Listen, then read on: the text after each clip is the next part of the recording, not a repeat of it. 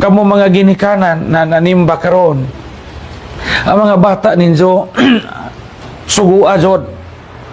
sugua ajaw muabitaw nga murag senyorito kay managko sila, makalimot sila sa unsay ang ngayang buhaton sa kinabuhi. Ang tinuod nga pagpangga og anak,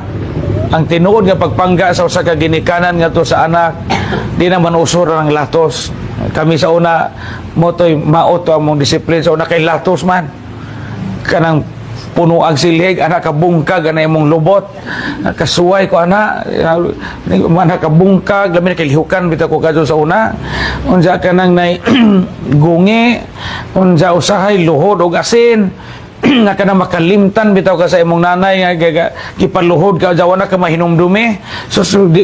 magwanta pila ka oras mahilis sa nang asin, munggos, luhod altar, dupa, butangag Biblia ng anik kamot, puro may kasuway ko na isurog sako, kasuway ko nang isurog sako kay nangawat kog nangka nga wa pa mahinog.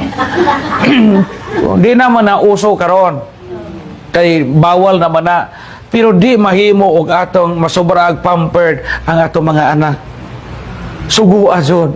pagpahinumdum nila nga kamo di mo mo'y mga amo ani parimay, kitang tanan mga sulugoon lamang sa Ginoo.